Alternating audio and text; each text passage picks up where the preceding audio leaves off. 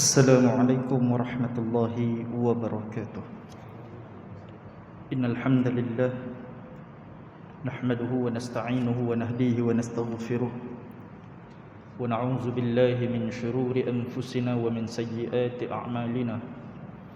May yahdihillahu fala mudilla lahu wa may yudlil fala hadiya lahu. Subhanaka la ilma lana illa ma 'allamtana innaka antal alimul hakim. ولا حول ولا قوة إلا بالله العلي العظيم أما بعد. Muslimin muslimat yang dirahmati Allah Subhanahu wa taala sekalian, alhamdulillah, malam ini Allah masih lagi memanjangkan usia kita, memberi kudrat kepada kita, menggerakkan hati kita untuk hadir di dalam rumah Allah Subhanahu wa taala ini. Mudah-mudahan bersama-sama kita juga rahmat, redha dan keampunan daripada Allah Subhanahu wa taala, insya-Allah.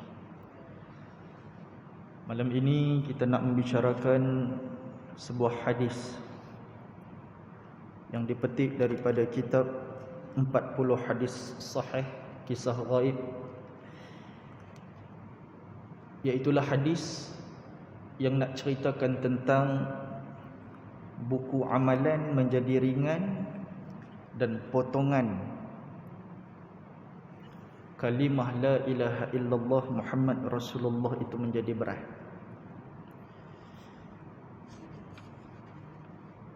Hadis ini telah disampaikan oleh Abu Abdurrahman Al-Ma'afiri, kemudian Al-Hubuli.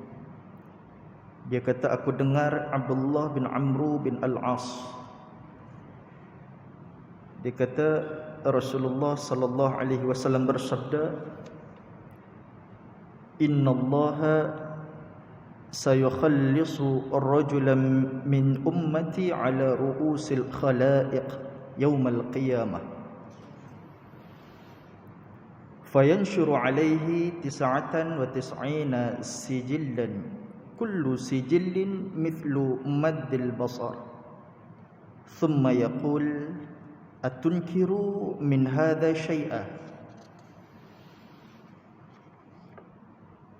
azalamaka katabati al-hafizun fayaqul la ya rabbi fayaqul afalaka uzrun fayaqul la ya rabbi فيقول بلى إن لك عندنا حسنة فإنه لا ظلم عليك اليوم فتخرج بطاقة فيها أشهد أن لا إله إلا الله وأشهد أن محمدا عبده ورسوله فيقول احضر وزنك فيقول يا ربي ما هذه البطاقة مع هذه السجلات فقال إنك لا تظلم قال فتوضع السجلات في كفة والبطاقة في الكفة فطاشت السجلات وثقلت البطاقة فلا يثقل مع اسم الله شيء. Nabi SAW sebut satu peristiwa yang berlaku pada hari kiamat. Kata baginda, sesungguhnya Allah Subhanahu wa taala akan menyelamatkan seorang lelaki daripada umatku, umat Nabi Muhammad, di depan seluruh makhluknya pada hari kiamat. Dibentangkan kepada lelaki tadi ni 99 buku catatan amalan dia. Setiap buku daripada 99 buku catatan amalan dia itu sejauh mata memandang. Kemudian Allah Subhanahu wa taala tanya kat dia, kamu tidak mengingkari terhadap ini semua? Mengaku dah apa yang tercatat dalam kitab ni? Adakah kamu nak bangkang apa yang tertulis dalam kitab amalan tadi ni? Yang semua dicatat dalam kitab tu ada 99 buah, setiap satu daripada dia sejauh mata memandang. Ada tak satu benda yang kamu nak nak bangkang, kamu nak persoal, kamu tak setuju. Apa yang dicatat dalam ni? Adakah kemungkinan kamu dizalimi oleh penulis yang tulis daripada catatan amalan kita ni? Siapa dia? Malaikat. Allah tanya lagi kat lelaki tadi ni, adakah kamu rasa pencatat ni yang malaikat duk catat di pada amalan kamu ini buat sesuatu yang zalim, tulis sesuatu yang kamu tak buat? Adakah dia melakukan kezaliman terhadap kamu? Maka lelaki tadi ni jawab, tidak wahai Tuhanku. Maknanya semua dia mengaku apa yang dicatat oleh malaikat satu persatu daripada kisah hidup dia, daripada amalan dia, itu semua benar. Tak ada satu pun yang tertinggal, dan tak ada satu pun yang dizalimi atau dibohongi dalam tulisan catatan amalan kita tu. Kemudian ditanya lagi, adakah kamu nak kata sesuatu untuk membela diri? Jadi apa yang ditulis oleh malaikat ni kamu dah mengaku benar. Ada tak kamu nak bela diri? Kamu nak datangkan alasan, kamu nak datangkan sebab-sebab kamu buat apa yang tercatat oleh malaikat ni? Maka dia jawab, tidak wahai Tuhan. Tak ada, aku tak ada benda nak bela diri. Kemudian Allah berfirman, bahkan di sisi kami mempunyai, kamu ada satu kebaikan. Allah kata di sisi Allah Ta'ala kamu bawa datang satu kebaikan. Apa dia? Sesungguhnya kamu tidak akan dizalimi pada hari ini. Dalam catatan itu ada satu kebaikan yang kamu buat, dan itu akan dihitung. Maka apa dia? Maka dikeluarkan sekeping potongan yang tertulis kalimah asyhadu an la ilaha illallah wa asyhadu anna Muhammadan abduhu wa rasuluh. So ada dua. Satu, buku catatan amalan dia yang mana ada 99 buah, setiap satu daripada dia terbentang luas sejauh mata memandang. Lalu akhirnya bila Allah tanya dia, adakah kamu mengaku benda yang ditulis ini di dalam kitab ini betul ke tidak? Dia kata betul. Ada tak kamu nak bela diri kamu, nak bawa satu alasan untuk kamu nak bangkang apa yang ada dalam catatan buku amalan kamu ni? Dia kata tak ada wahai Allah. Lalu Allah bagi tahu dia, kamu ada satu kebaikan.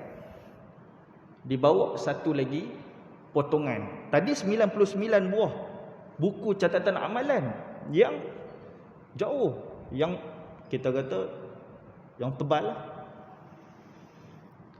Tapi dibawa satu lagi potongan sahaja, bukan buku, potongan sahaja. Tercatat pada potongan itu adalah kalimah asyhadu an la ilaha illallah wa asyhadu anna Muhammadar Rasulullah. Lalu Allah berfirman, bawa mai timbangan amal. Bawa mai. Katanya, wahai Tuhan, kata lelaki tadi, ya Allah, apa guna potongan yang kecil ini yang tertulis kalimah asyhadu an la ilaha illallah wa asyhadu anna Muhammad Rasulullah? Itu sahaja kebaikan yang ada. Yang lain daripada dia 99 catatan amal ni buruk belaka. Macam mana nak timbang amalan dengan sepotong, kita boleh kata sepotong kad lah mungkin, sepotong lembaran. Nak timbang 99 kitab yang tebal, yang sejauh mata memandang, dengan sepotong kad yang tertulis kalimah la ilaha illallah. Allah nak timbang ni. Maka Allah berfirman, hari ini kamu tidak akan dizalimi. Walaupun kamu ada satu je kebaikan, itu pun kami ambil kira.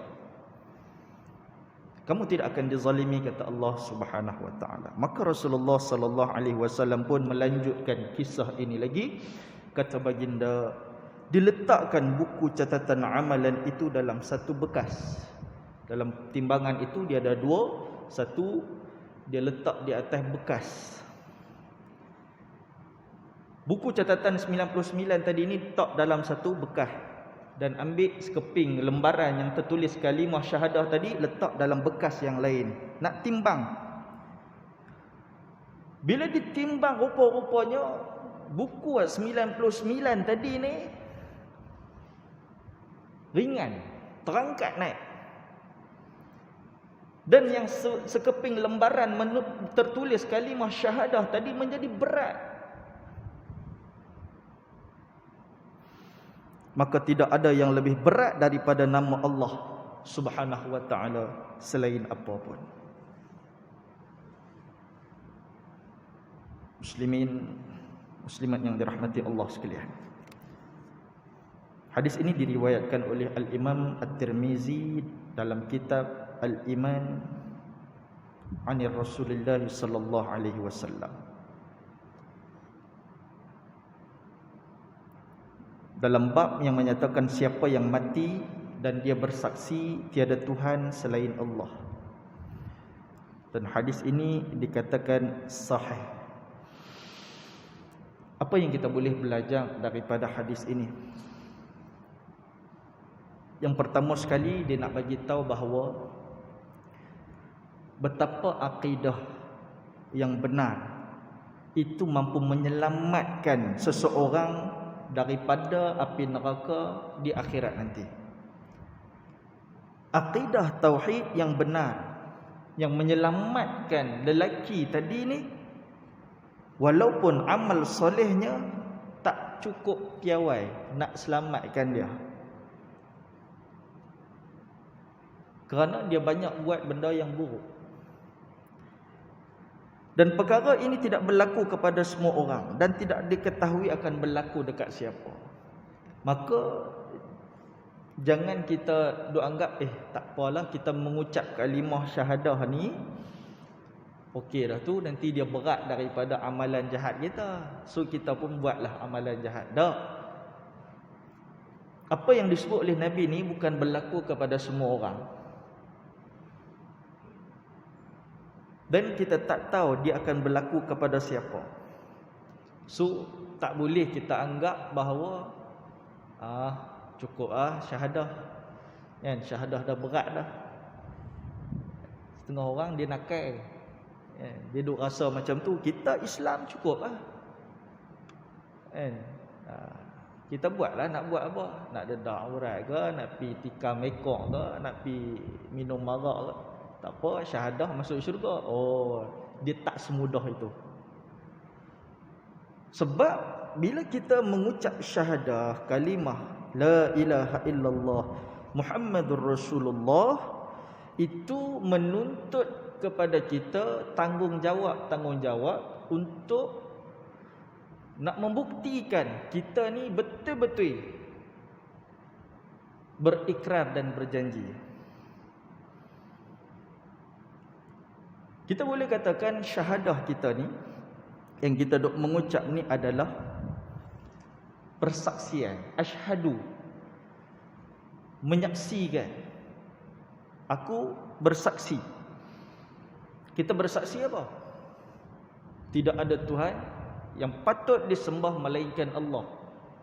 Saksi ni bukan sahaja boleh jadi dengan mata. Dia kata macam mana kita nak jadi saksi, kita tak nampak Allah. Saksi juga sebenarnya dia boleh datang dalam pelbagai cara melalui panca indera kita. Dia boleh datang dengan melihat, atau dia boleh datang dengan mendengar, atau dia boleh datang dengan merasa, atau dia boleh datang dengan menyentuh sesuatu benda. Maka dia boleh jadi saksi. Maka dalam kes ini, asyhadu, kita bersaksi itu bukan saksi dengan mata kita melihat zat Allah dah. Kita menjadi saksi apabila kita telah mendengar daripada Nabi SAW dan kita yakin, kita percaya, kita beriman. Maknanya kita bersaksi atas pendengaran yang kita dengar daripada Rasulullah SAW, yang diturunkan kepada sahabat, diturunkan kepada tabi'in dan seterusnya sampailah kepada kita. Maka saksi kita ini dengan mendengar apa yang Rasulullah sallallahu alaihi wasallam khabarkan kepada kita. Bahkan apabila kita duduk atas dunia, kita melihat segala kejadian alam ini, maka hati kita merasa bahawa benarlah bahawa Allah Subhanahu wa taala itu Ar-Rahman, Ar-Rahim, ada dia, wujud dia, dan segala sifat kesempurnaan Allah. Maka kita menjadi saksi atas sebab itu. Dan kita kena ingat bahawa kesaksian ini adalah satu aspek yang sangat penting. Kalau atas dunia ni dalam proses penghakiman, ya, ke atas suatu masalah, atas suatu kes yang sedang dalam proses perbicaraan, maka saksi, orang yang datang menjadi saksi ini adalah orang yang sangat-sangat penting dalam proses itu. Sebab ia penting dengan wujudnya bahan bukti yang berfungsi untuk menguatkan lagi penghakiman atas suatu kes itu. Maka dengan ada dua benda ni, ia akan memudahkan hakim untuk memutuskan. Ada saksi, ada bukti. So hakim pun mudahlah nak putuskan keputusan sama ada kes ni sekian-sekian keputusannya. Maka dalam Islam, bila kita menjadi saksi atas wujudnya Allah, kita menjadi saksi atas kesempurnaan Allah Subhanahu wa taala, maka atas sebab itulah kita mengucapkan, aku bersaksi bahawa tidak ada Tuhan yang patut disembah, yang layak disembah melainkan Allah, dan aku bersaksi bahawa Nabi Muhammad sallallahu alaihi wasallam itu adalah hamba-Nya dan pesuruh-Nya.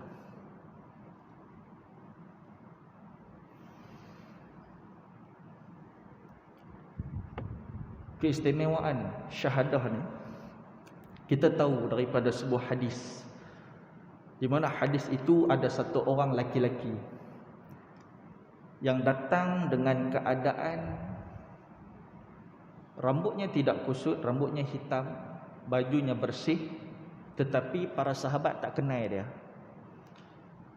Kalau zaman tu orang datang daripada satu tempat yang jauh, dia mesti ada kesan dia. Baju dia berdebu sebab padang pasir. Mungkin rambut dia akan kusut masai, kan? Sebab dia tak kenal. Dia maknanya dia datang daripada tempat yang lain. Tetapi orang tu bersih, baju dia putih bersih, rambutnya kehitaman, tak ada tanda-tanda musafir pun. Kita tahu bahawa lelaki ini datang kepada Rasulullah sallallahu alaihi wasallam, duduk belaga lutut dengan Nabi dan tanya, akhbirni anil Islam, tanya kepada Nabi. Bila Nabi terangkan 5 rukun Islam itu, an tashhada an la ilaha illallah wa anna muhammadar rasulullah wa tuqimas salah wa tu'tiyaz zakah wa tasumar ramadan wa tahajjul baita in istata'ta ilaihi sabila. Kemudian laki-laki ni pun kata, kamu betul, kamu benar. Lalu ditanya lagi kemudian tentang iman, ditanya lagi tentang ihsan, ditanya lagi tentang tanda-tanda kiamat. Cuma nak bagi tahu apa, selepas dia balik, Sayyidina Umar tanya, ya Rasulullah, siapa dia ni? Kami tak pernah nampak dia. Dia bukan orang sini. Kalau nak kata orang jauh, tak nampak tanda-tanda dia ni musafir. Maka kata baginda Nabi sallallahu alaihi wasallam, dia adalah malaikat Jibril. Malaikat Jibril datang kepada Rasulullah untuk mengajarkan kepada para sahabat tentang rukun-rukun Islam, rukun-rukun iman, dan termasuklah syahadah. Maknanya betapa pentingnya syahadah ni sehingga malaikat sendiri yang datang untuk mengkhabarkan kepada para sahabat melalui lidah Rasulullah sallallahu alaihi wasallam. So sangat penting. Dan adakah bila kita mengucapkan kalimah asyhadu an la ilaha illallah wa asyhadu anna muhammadur rasulullah habis takat tu je? Oh, simple lah sangat. Kan? Boleh ucap dengan lidah begitu, selesai. Muslimin muslimat sekalian, di sebalik kalimah syahadah itu, di sebalik daripada dua lafaz itu yang selalu diucapkan oleh lisan kita, setiap kali kita solat pun kita ucapkan, sebenarnya di sebalik dia ada mengandungi makna yang cukup besar, makna yang cukup mendalam. Dua perkataan tersebut adalah satu janji, adalah satu sumpah setia kita kepada Allah Subhanahu wa taala, yang hanya diucapkan oleh orang yang betul-betul mengetahui, orang yang betul-betul yakin dengan apa yang dia lafazkan. Kita ambil ibarat macam inilah, contoh tentera. Bila dia ucapkan lafaz taat setia dia sebagai seorang tentera, sebagai seorang prajurit, maka dalam sumpah dia itu, dia faham, dia tahu, dan dia bersedia melakukan apa sahaja arahan dari semasa ke semasa oleh komandan dia. Kalau komandan dia suruh pergi perang, perang. Kalau komandan dia suruh masuk hutan, survive dalam hutan, dia kena buat. Kalau komandan dia suruh berdiri tengah panas 8 jam, dia kena berdiri. Makna dia faham dengan lafaz sumpah taat setia dia.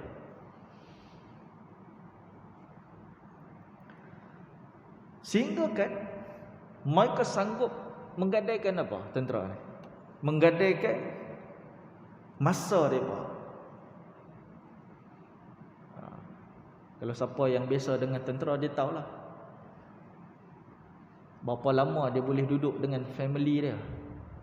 Masa dia banyak dalam latihan, masa dia banyak untuk persediaan. Dia kena korbankan jiwa dia. Kalau dalam perang, potensi untuk dia mati sangat besar. Potensi untuk dia mati sangat besar. Main dengan peluru, main dengan bom. Kalau kita, saya lah kerja kat pejabat, sedap lah, tak ada peluru, tak ada bom. Tapi kalau dia tentera ni sudah berjanji taat setia, suruh komandan dia suruh perang, dia kena korbankan jiwa dia, tenaga dia, masa dia, dan apa sahaja untuk memenuhi arahan komandan tadi ni. Begitu juga dengan kalimah syahadah ni. Dia bukan sekadar kata-kata yang keluar daripada lidah kita, daripada bibir kita, tapi lafaz ini menjadi sumpah setia kita kepada Allah Subhanahu wa taala, menjadi syarat awal penerimaan setiap apa yang Allah Subhanahu wa taala perintahkan untuk kita buat. Kita bagi komitmen yang sepenuhnya atas apa yang Allah Subhanahu wa taala perintahkan, sama ada suruhan ataupun larangan. Maka diawali dengan janji kita dengan Allah, disumpahkan atas kalimah asyhadu an la ilaha illallah wa asyhadu anna muhammadar rasulullah. Ini makna yang kita kena faham daripada kalimah syahadah.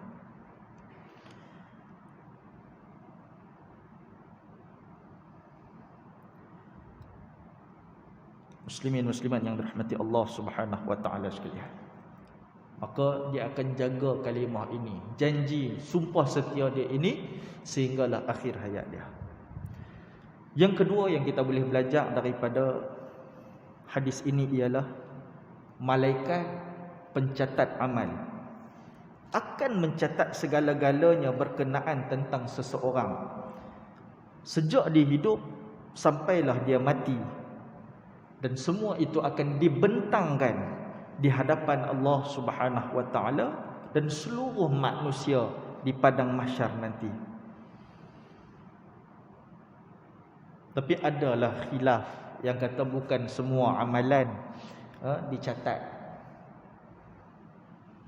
Amalan-amalan yang harus, yang tidak ada pahala dan juga dosa, ada pendapat kata tidak dicatat. Tetapi awas,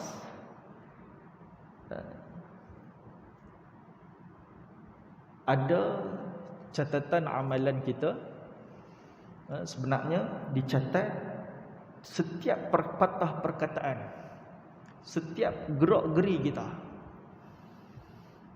Kita ambil contoh mudah. Kita senyum, perkataan tak keluar. Kita senyum, dicatat senyum. Tetapi senyum kita tu jenis apa? Dia ada senyum mesra, jumpa orang kita senyum mesra. Ada orang senyum sinis. Senyum tu nak perli orang. Ada. Itu pun dicatat. Ketika kita sakit contohnya, kita mengaduh, aduh, itu pun dicatat. Lalu dia akan ditanya, adakah kamu ni mengaduh ni kenapa? Kenapa kita mengaduh? Adakah sebab biasa kita mengaduh ataupun sebab kita ni tak redha atas sakit yang Allah bagi? Semua akan ditanya.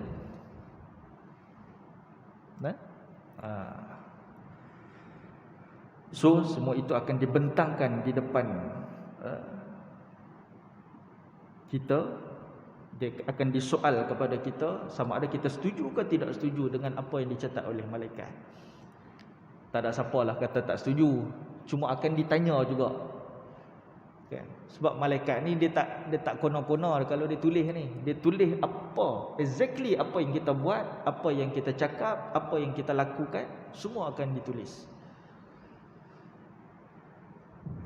So hati-hati. Apa yang kita nak cakap, apa yang kita nak buat, kita kena ingat bahawa ada kiri dan kanan kita yang sedang mencatat, merakam, menulis dan akan ditunjukkan semula nanti di depan Allah Subhanahu wa taala. Kalau kita tak ada satu alasan yang kukuh untuk buat benda tu, esok apa yang kita nak jawab? Itu kita kena selalu fikirkan. Yang ketiga, catatan amal kebajikan akan diletakkan dalam satu bekas dan amalan buruk di dalam satu bekas. Timbangan mizan ni dia ada dua bekas. Kita tak boleh nak bayang macam mana keadaan, macam mana besarnya timbangan mizan ni. Tetapi digambarkan ada dua bekas dan ada satu lidah dia, penanda dia. So, buku catatan amalan akan yang baik diletakkan di sebelah, catatan amalan yang buruk akan diletak lagi sebelah. Tengok timbang mana yang lebih berat. Ini disebut di dalam surah Al-Mu'minun ayat 102, 103. Allah Subhanahu wa taala berfirman, "Faman thaqulat mawazinuhu faulaika humul muflihun wa man khaffat mawazinuhu faulaika alladhina khasiru anfusahum fi jahannam khalidun." Maksudnya, siapa-siapa yang berat timbangan amal baiknya, maka mereka itulah orang yang berjaya. Dan sesiapa yang ringan timbangan amal baiknya, maka merekalah orang-orang yang merugikan diri sendiri. Mereka kekal dalam neraka Jahannam. So nanti akan tengok kita ni mana yang lagi berat. Kadang-kadang kita rasa dah berat dah, amalan baik kita ni banyak kita buat. confident. Rupa-rupanya amalan buruk lagi banyak kita buat. Ataupun dalam amalan kebaikan kita itu terselit benda-benda yang menyebabkan amalan baik itu tidak dikira. Kita buat amalan baik, dalam dia ada riak. Tak ada, tidak dikira. Kita buat kebaikan, dalam diri kita ada perasaan ujub. Ujub ni apa? Rasa takjub dengan diri sendiri.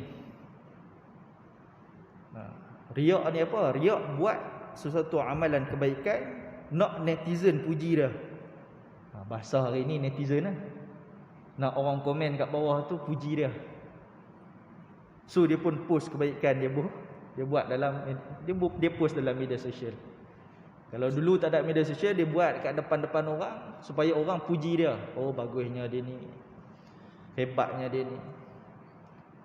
Dia buat kebaikan, tapi nak orang puji dia. Nak orang like dia. Ni special ni. Riak. Yang kedua, dalam amalan dia ada ujub. Ujub ni kalau bahasa kampung saya dia kata kembang. Dia jadi biskut Mary cicah dalam ayak teh panas kembang biskut. Maknanya apa? Dia rasa diri dia ni bagus. Dia tak tunjuk ke orang amalan dia, tapi dia rasa diri dia bagus walaupun dia duduk seorang-seorang.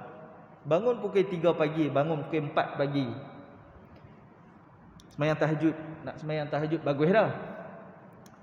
Dia pergi kat tingkap, selok. Tengok rumah tu gelap, rumah depan, rumah belakang, rumah kiri kanan pun semua gelap. Oh, dia kata dalam hati dia, aku seorang bangun tahajud ni, bagus aku. Dia kembang diri dia sendiri. Dia tak tunjuk ke orang, tapi diri dia tu kembang. Puji diri sendiri. Ni pun akan menyebabkan amalan dia rosak. Dinamakan ujub.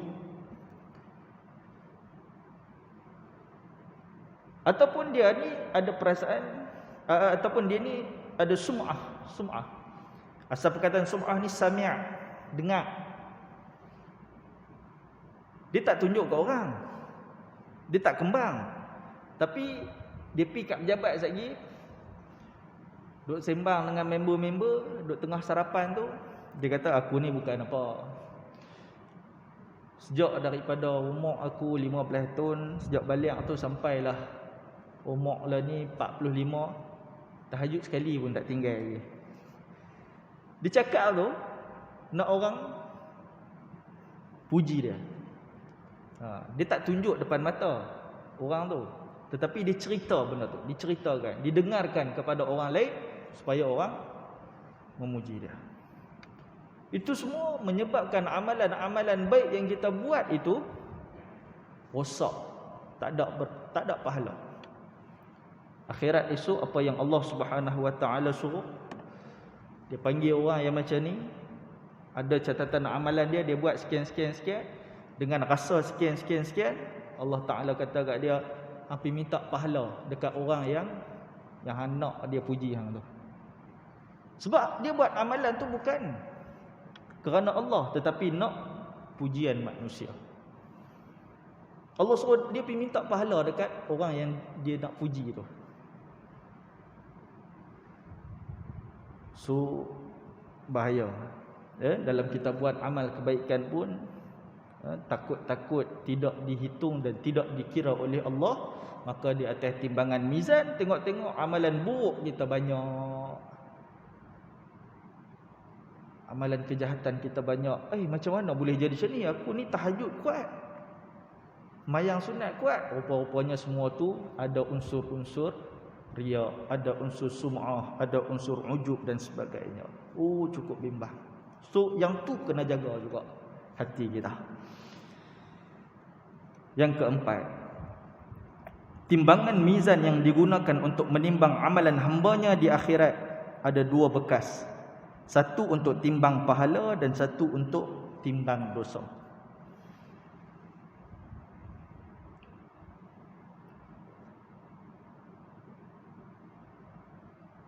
So dia nak kita nak Kita nak tahu bahawa Allah Subhanahu Wa Taala kenapa dia ciptakan timbangan ni? Bukankah sudah cukup buku catatan amalan kita untuk menentukan kita ni layak ke syurga atau layak ke neraka? Kenapa ada timbang pula? Sebenarnya Allah Subhanahu Wa Taala menciptakan timbangan ini supaya hendak menjelaskan lagi kepada kita, kepada manusia, bahawa Allah itu Maha Adil. Bukan setakat saksi-saksi daripada tubuh badan kita nanti yang akan menjadi saksi. Bukan setakat malaikat sahaja yang datang membawa buku catatan amalan, diberikan buku catatan amalan, maka malaikat itu juga menjadi saksinya. Langit dan bumi menjadi saksi. Tetapi juga Allah nak perjelaskan lagi keadilan Allah Subhanahu Wa Taala dengan membawa timbangan mizan. Nak tengok berapa banyak kebaikan yang hang buat? Nak tengok berapa banyak keburukan yang kamu telah lakukan? Ni timbangan mizan ni akan tunjuk. Tetapi Masya Allah, rahmat Allah ni cukup luas. Kita tahu bahawa kalau kita buat satu kebaikan, Allah gandakan pahalanya. Maknanya bila di atas timbangan mizan itu berat, Allah boleh gandakan 10 kali ganda, Allah boleh gandakan 70 kali ganda, Allah boleh gandakan sehingga 700 kali ganda, Allah boleh gandakan se-infinity.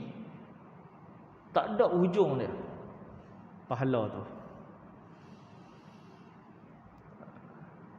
Ada satu riwayat, Nabi Daud alaihissalam minta ke Allah nak tengok mizan ni besar mana. Lalu Allah makbulkan, Allah buka hijab. Bila Allah buka hijab, pingsan Nabi Daud. Kenapa? Terlalu besar mizan ni. Seluas mata memandang, sejauh mata memandang, terlampau luas. Bila tersedar daripada pingsan, Nabi Daud alaihissalam pun tanya kepada Allah, ya Allah, macam mana kami ni nak penuhkan timbangan mizan dengan pahala kami ni?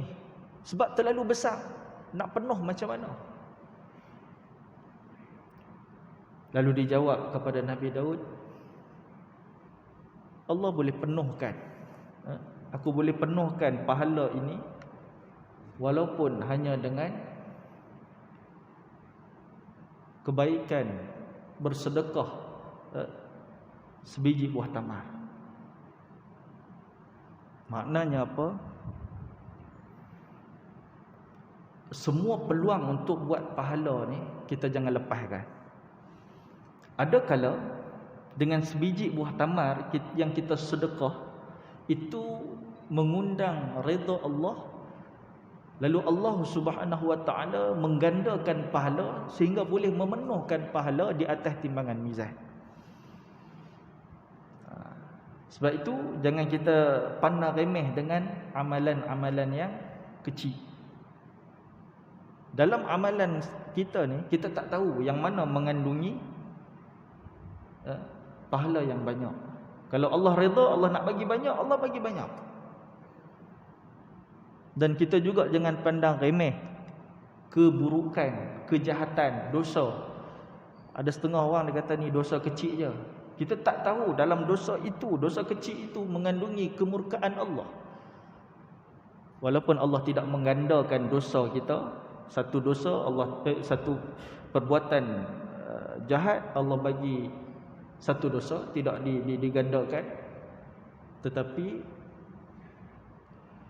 kemurkaan Allah itu yang kita bimbang, kita takut.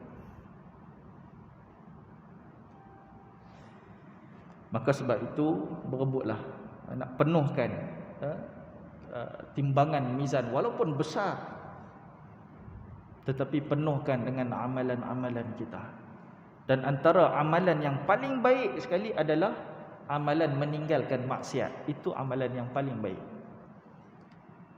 Kalau nak suruh buat amalan sunat, semua orang boleh buat. Tapi amalan meninggalkan maksiat ni tak semua orang boleh buat. Hanya orang-orang yang siddiq, orang-orang yang betul jujur sahaja yang mampu untuk meninggalkan maksiat.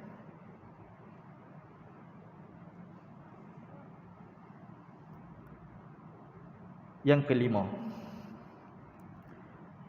semua amalan akan ditimbang di depan seluruh manusia secara terang-terang. Siapa yang berjaya, maka selamatlah dia daripada kehinaan, keaiban dan kesengsaraan pada hari itu, dan seterusnya. Semua orang akan tengok. Cumanya nak ambil peduli dengan tak ambil peduli je. Sebab masing-masing time tu memikirkan keadaan, hal masing-masing. Takut. Setiap orang ni takut memikirkan hal masing-masing. Anak tak ambil kisah dah pasal mak bapak dia. Mak bapak tak kisah dah pasal anak-anak dia. Adik-beradik, kakak tak kisah dah adik dia. Adik tak kisah dah abang kakak dia. Tak kisah dah. Masing-masing memikirkan hal masing-masing. Maka ketika itu kita nak minta tolong siapa? Kalaulah katakan pahala kita ni ringan, kan? Pahala kita ringan, tak cukup untuk menjadikan kita ni ahli syurga, kita nak minta tolong siapa? Adik-beradik, mak ayah, anak-anak, semua tak ada. Malah kalau kita ada salah pula dengan adik-beradik, mak ayah kita ni, dia pun main tuntut dengan kita pahala. Sebab masing-masing nak ke syurga dan masing-masing takut sungguh untuk ke neraka. Jadi apa yang kita bicarakan pada malam ini mudah-mudahan memberi manfaat tentang amalan kita di akhirat nanti. Peliharalah kalimah syahadah dengan sebaik-baiknya sehinggalah akhir hayat kita insya-Allah. Hadza wa billahi taufiq. Assalamualaikum warahmatullahi wabarakatuh.